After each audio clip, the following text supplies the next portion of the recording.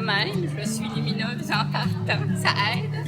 Et je vais prendre le pouls de chacun, leur état cognitif, leur état affectif, comment ils sont ouverts d'abord à apprendre.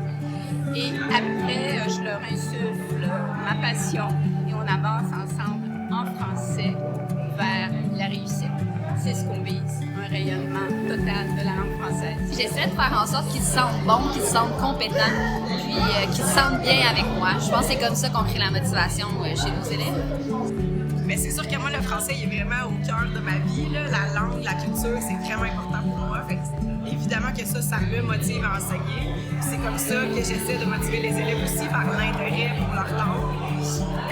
J'utilise l'humour aussi pour les motiver à être intéressés à ce qu'on fait, à ce qu'on apprend, puis à ce qu'on vit en classe. J'essaie de partir de leurs intérêts aussi pour les amener vers autre chose après. Ce que je veux montrer aux élèves, c'est que le français, ça peut être cool aussi, puis que justement, c'est important de préserver notre langue, parce que notre langue, c'est important, puis ça nous définit en tant qu'individu, puis même en tant que Québécois. Moi, ce que j'aime vraiment, c'est quand je transmets justement ma passion aux élèves. Cette année, justement, je m'occupe du théâtre, je m'occupe du salon du livre. Je veux leur faire vivre des expériences qu'ils n'ont peut-être pas la chance de vivre avec leur famille, pour qu'ils puissent justement découvrir quelle la petite étincelle comme moi je l'ai eue justement quand j'étais plus jeune. Moi, dans le fond, pour que les élèves s'intéressent, dans le fond, au français beaucoup, mais il faut d'abord savoir s'intéresser à eux. Et je dirais stimuler les élèves. C'est ma réponse, voilà. Moi, je dirais que c'est amener l'élève à s'engager aujourd'hui pour réaliser les défis du prochain. C'est essayer d'amener l'élève à avoir le goût d'en apprendre plus puis d'aller plus loin dans sa perspective d'avenir. Moi, je dirais que c'est donner envie aux élèves d'aimer leur culture puis de toujours vouloir apprendre plus. Pour moi, être une prof créatrice d'avenir, c'est d'apprendre autant de mes élèves que moi, je peux leur apprendre pour avancer, pour augmenter leur capacité, leur efficacité, leur créativité à eux autres aussi. Parce que sans leur réaction, sans leurs émotions, moi, je peux pas transmettre la mienne. Donc, c'est du donnant-donnant. Puis sans ça, on ne peut pas être un vrai prof de français qui veut créer l'avenir avec ses jeunes. Être créatrice d'avenir, c'est s'investir auprès de ses élèves pour qu'ils aiment leur langue, pour qu'ils aiment le français. Parce qu'avec le temps, il n'y a pas juste un examen de ministère à passer, il y a aussi aimer sa langue, la culture dans laquelle tu évolues. Puis moi, c'est ce que j'aime le plus, être passeur culturel auprès des élèves, m'assurer qu'ils puissent bien s'exprimer, bien écrire dans leur langue, puis repartir avec un petit coffre à outils là, pour leur avenir, pour faire bonne impression dans leur milieu de travail ou dans les petites conversations qu'ils auront entre amis. Ma réponse va être simple, parce que je pense que déjà, être enseignant, c'est être par défaut créateur d'avenir, parce qu'on a entre nos mains l'avenir de notre pays à tous les jours.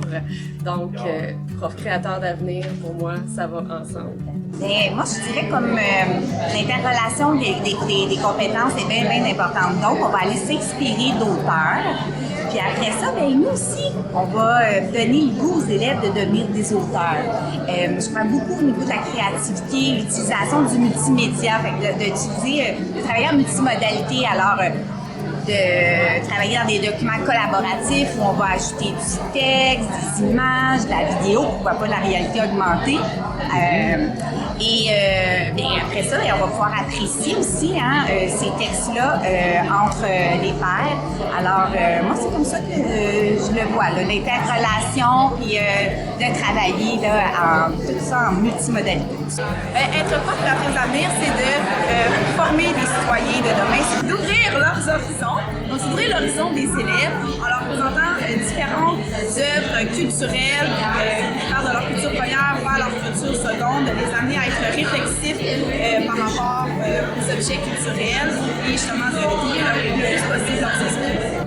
En fait, je me serais pas attribué ce titre-là, mais à bien y penser, je pense que quand on travaille avec nos jeunes, autant en discussion